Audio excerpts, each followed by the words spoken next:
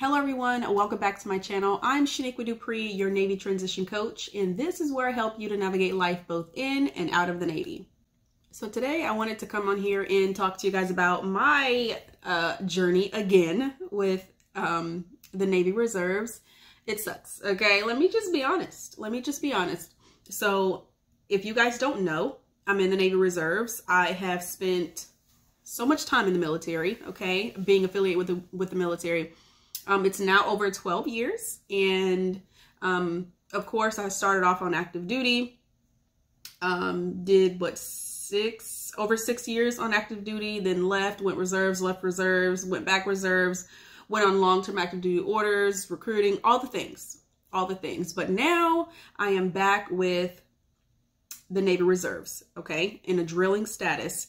And a couple of months ago, maybe back, I'm pretty sure it was back in October, I put a video on here letting you guys know that I think I was doing my first drill weekend at my new NRC. And I was excited. But now, you know what? I'm not so excited anymore. And the reason is because of the pay. The pay. It's not coming through. It's not coming through. So I wanted to take this time to talk to you guys about my experience with leaving active duty orders and going back in a drilling status and going to a different NRC than the one that you came from. So essentially a true exchange. I made a video maybe 2 years ago on here. And the thumbnail was like, I have to say it or something like that. And yeah, this is one of them videos where I just have to let you guys know, right? The Navy Reserves is cool. It's cool, but there are so many ups and downs, what ifs, uncertainty is the best word to use. There's so much uncertainty with the Navy Reserves, and my experience is, so far, again, being back in drilling status, I have not received my drill pay yet. I've been drilling since October and I have not received any of my drill pay yet. And as a matter of fact, I'm almost certain that that time period between when I was leaving my old NRC to going to my new NRC, I'm supposed to get paid as well because of the AAs that I requested. I might be wrong,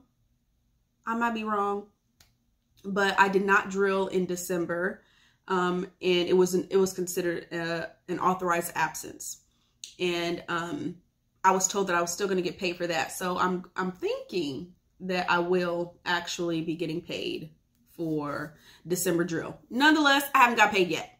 All right. And so being the one that wants to stay on top of everything, I, on my second drill weekend, because the first drill weekend was NDOC, the second one was the first time I was actually with my unit. And I let them know, hey, let me go ahead and sign up for AT.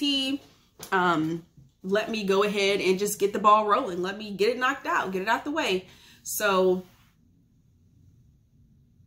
I signed up for AT and I was like, okay, but I'm not getting paid yet. Like, it's a long, long time. And AT that I signed up for is in January. So I was like, you know what?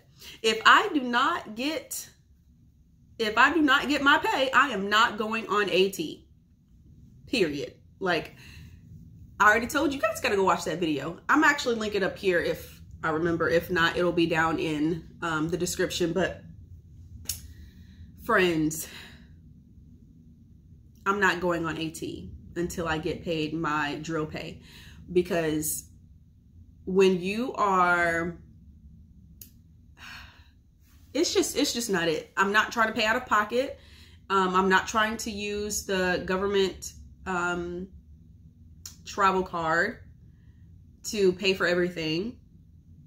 And still, that's really considered paying out of pocket, because if you don't pay it on time, you're going to get dinged for it, and your actual credit is going to get hit, not the Navy or whatever. So you still are responsible for whatever you use when you use your government travel card. And so I'm like, you know what? Let me just make sure that everything goes through before I actually go on my AT, because I would hate to get to a point to where I can't get paid when I need to get paid because of something that's completely outside of my doing. Like it's nothing that I can really do about it. And so of course you go and talk to your admin department, you let them know what's going on. And what do? They say, oh, give me 14 days. Give it 14 days. Okay. 14 days went by. Okay. A whole month. Right. And sorry, my bad. I'm not trying to play with my hair too much, but it's just, anyway. But yeah, I contacted my PSC. Yep, contacted my PSC, and he just kept telling me, give it some time. And I'm just like, okay.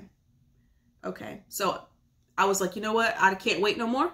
AT is coming up very, very soon. I think AT is supposed to be January 7th. And no, absolutely not. I mean, what can you do? You're telling me I'm not getting paid. You're showing me by the lack of money in my account that I'm not getting paid, and you still want me to go on AT. Active duty is very different, y'all. You can't just be like, no, I ain't going. Okay, yeah, that's not going to work, because you do get paid. You will get paid. There are ways for you to get paid. Even when things are all jacked up, they will find a way for you to get paid. It's not the same in the reserves. Not the same in the reserves. And I'm also not about to go to, what is it called? Navy Marine Corps Relief Society to get money that's owed to me. I'm not going to do it. I'm not. And it's not that I need it. It's just the principle. Like, it doesn't make sense for me to go on orders not getting paid for them. It don't make sense to me. So I'm not going to do it. And so that is my really update to how the Navy Reserves is going for me in regards to my pay. Now, like I said, you guys have to go back and watch the video or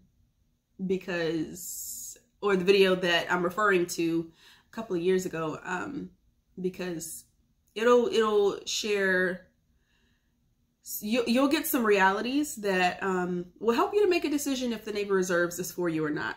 I would not go into this depending on the pay. I like the Navy, so that's why I'm still in the Navy Reserves. But I am thinking of just going and finishing off my time in the IRR, Individual Ready Reserve, because of just things that I have to do in life. And I feel like the Navy is going to get in the way of those things. So we'll see though. We'll see though. My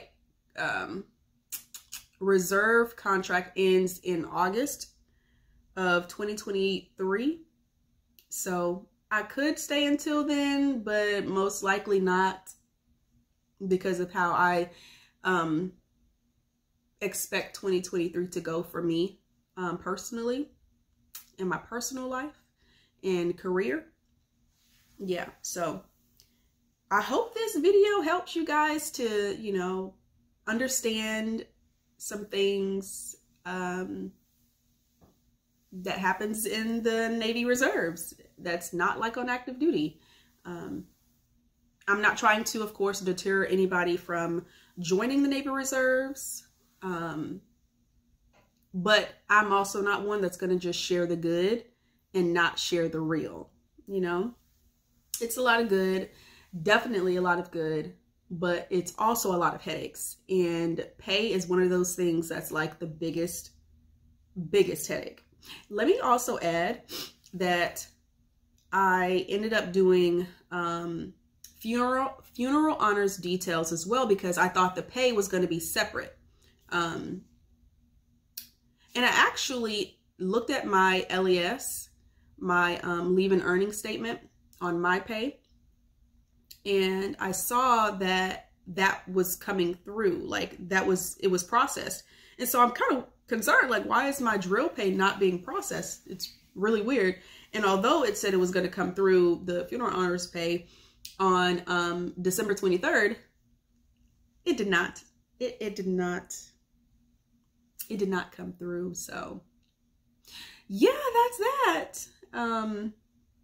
This stuff does take some time. It can, not does, it can take some time to transition. There's many factors that go into money issues. So my issues was my last name change because I got divorced in 2021. And so I guess my name on my reserve LES was different. I don't know. My name change has always been an issue, period. So whatever.